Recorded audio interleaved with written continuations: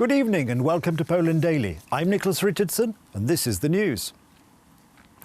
The ruling Law and Justice Party will tomorrow present the outline of the new Polish order, the post-COVID-19 recovery plan that will guide the country's economic development in the coming years. According to the first report, the plan will place great emphasis on the family as the most important societal institution, increase spending on the National Health Service, ecology, digitisation and a raise in the tax-free allowance before income tax is payable.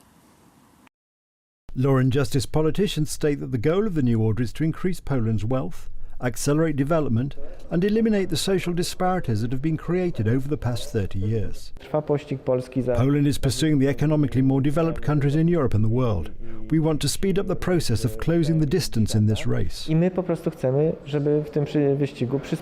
According to initial reports, the new Polish order will focus on 10 areas that have been named as follows: a plan for health, honest work and decent wages, a decade of development, family and home at the centre of life, Poland, our land, a friendly school and culture for the new century, a good climate for business, clean energy and clean air, Cyber Poland 2025, the golden autumn of life. Law and Justice representatives say that the smallest social unit, the family, will be a crucial element of the strategy. It is very important that the family is at the centre of activities, because the family is a strong foundation on which the state should be built. The most important issues for our party are financial assistance to local governments, tax reductions, but also help for the elderly. We will provide the elderly with something special that has been added to the plan on our party's initiative. The largest opposition formation, the Civic Coalition, has responded to the new Polish order by demanding that the government takes responsibility for previous election promises that are yet to be fulfilled.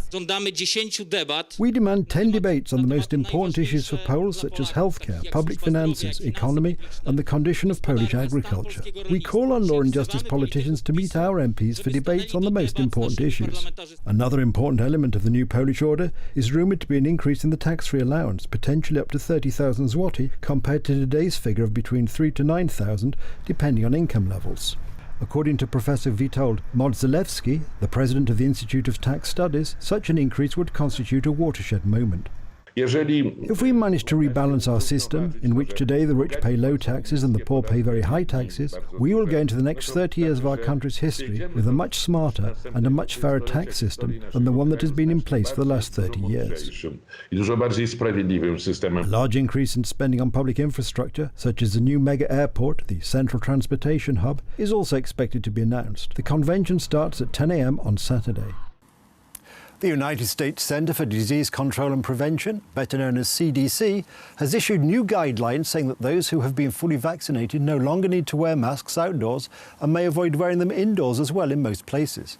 United States President Joe Biden told reporters that he believes this is to be a great milestone and a great day.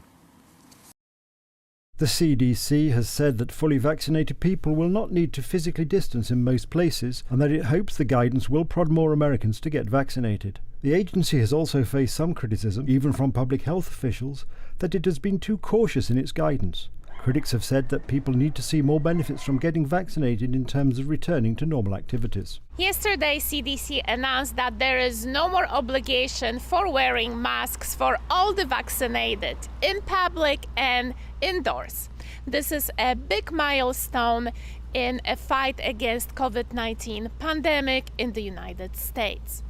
All the other restrictions are still valid for those who travel. They are still obligated to wear masks and face covering, as well keeping 6 feet distance between everybody indoors at the airports, also in buses and airplanes. For Poland Daily, Małgorata Schultz, Los Angeles. CDC Director Rochelle Walensky announced the new guidance just 2 weeks after its most recent update, basing it on a sharp reduction in cases, expansion of vaccines to younger people, and vaccine efficacy against coronavirus variants. A Ukrainian court has ordered that the pro-Russian lawmaker Viktor Medvedchuk to be placed under house arrest after prosecutors opened an investigation for suspected treason. The measure is likely to increase tensions between Kiev and Moscow, as Medvedchuk is the most influential pro-Russian politician and oligarch in Ukraine, while also enjoying a very personal relationship with Vladimir Putin. Medvedchuk says the case is fabricated and told reporters after the court session that he would consult his lawyers about what steps to take next. President Vladimir Putin is godfather to Medvedchuk's daughter and is likely to put pressure on Ukraine to change its course of action against the man who is widely seen as Russia's most prominent political ally in Kiev. Medvedchuk announced this week that he is suspected of treason and attempting to plunder national wealth in Crimea, a part of Ukraine which Russia annexed in 2014. The Kremlin has said in the past that Putin has great respect for Medvedchuk and values his role as an intermediary with Kiev. Speaking outside the court, Medvedchuk confirmed that the court has ordered him to wear a bracelet during his time in home arrest. Великого православного праздника. You know, if there is a court decision ordering that I must be under home arrest, then I will certainly be. And to answer your question, yes, I must wear a bracelet. В четверг шестой недели. Relations between Moscow and Kiev have been increasingly tense in recent months, with Russia having massed additional troops near the border and with violence escalating in the unresolved separatist conflict in eastern Ukraine. The treason case is part of a crackdown against Medvedchuk that began in February when he and several associates were put under sanctions by Ukraine's president, and 3 television channels owned by an ally were forced off the air. Speaking at a conference dedicated to Italian family policies, Pope Francis said that the cost of raising children is too high and parents need more help to boost the low birth rates which are undermining the future of countries like Italy. At the conference, the Pope underlined that polls show that most young people want to have children but are worried about rising costs. The data say that most young people want to have children, but their dreams of a new life, the seeds of the country's rebirth, come up against a demographic winter that is still cold and dark. Only half of young people believe that they will be able to have 2 children in their lifetime. The Pope said a shift in values bore some of the blame, with modern society putting an emphasis on earning money and building a career, while children were viewed as a distraction. It is sad to see role models who only care about looking good, always beautiful, young and fit. Young people don't grow up with the fireworks of appearance. They mature if they are attracted by those who have the courage to pursue big dreams, to sacrifice for others, to do good for the world we live in. And staying young doesn't come from taking selfies and retouching pictures, but from being able to look into the eyes of your children one day. Sometimes the message goes out that being fulfilled means making money and success, while children seem almost like a distraction that should not hinder one's personal aspirations. This mentality is a gangrene in society and makes the future unsustainable.